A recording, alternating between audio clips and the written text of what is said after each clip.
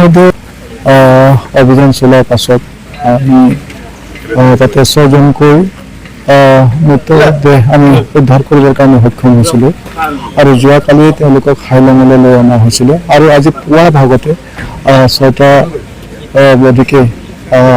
পোষ্টমৰ্টমৰ ব্যৱস্থা কৰা হ'ল আৰু ইতিমধ্যে আপোনালোকে দেখিছে আমি 6টা মৃতদেহ আমি ইয়ালৈকে লৈ আহিছোঁ আৰু কমকৈ পাছতেই আমি পৰিয়ালবৰ্গক এইখিনি চম্ভালি দিবৰ কাৰণে সক্ষম হ'ম। ইতিমধ্যে আমি গম পাইছোঁ যিহেতু আমাৰ অফিচাৰ আমাৰ সকলো NDRF ভাৰতীয় সেনা বাহিনী সকলো লাগি আছে তাতে আৰু ইতিমধ্যে আমি জনামতে আৰু 7টা বডি ইতিমধ্যে তেওঁলোকে উদ্ধাৰ কৰি পেলাই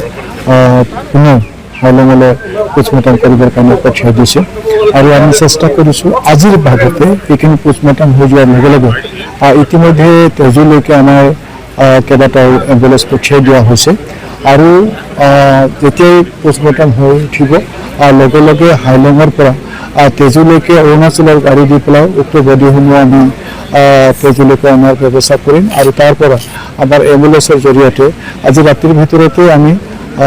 উক্ত বডিসমূহক লৈ আনি পেলাই পুনৰ আমি পৰিয়ালবৰ্গক চম্ভালি দিয়াৰ কাৰণে আমি চেষ্টা কৰিম। গতিকে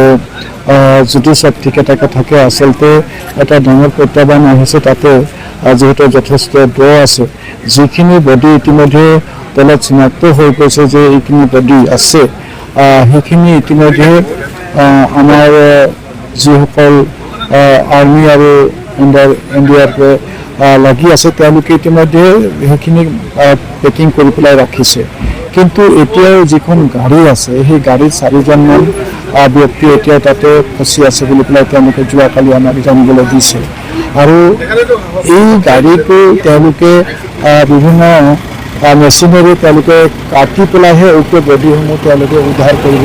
কাৰণে সক্ষম হ'ব। গতিকে সেইটো এটা ডাঙৰ আমাৰ প্ৰত্যাহ্বান আছে আৰু আমি এতিয়াও চিন্তা কৰিছোঁ যাতে তেওঁলোকে আজি এই কাৰ্যটো তেওঁলোকে সফলতা অৰ্জন কৰে আৰু যদি আচলতে যিটো দুৰ্গম এৰিয়া তাতে প্ৰায় 4টাৰ পাছত অন্ধকাৰ হৈ পৰে গতিকে 4টাৰ পাছত তলত আৰু কোনো ধৰণৰ তেওঁলোকে থাকিব নোৱাৰে গতিকে 4টা বজাৰ লগে লগে পুনৰ তেওঁলোকে তাত উঠিবই লাগিব এনেকুৱা এটা পৰিস্থিতিত আছে গতিকে তথাপিও আমি আশাবাদী যদি সব ঠিকে থাকে তেতিয়াহ'লে গোটেইকেইটা বডি আজি হয়তো উদ্ধাৰ কৰিব পৰা যাব। ইতিমধ্যে কিমানজন মৃতদেহ আজি আমি 6জনকৈ লৈ আহিছোঁ ইয়াতে আৰু বাকী 7জন পোষ্টমৰ্টম হৈ যোৱাৰ লগে লগে ইয়ালৈকে আৰু আহি যাব।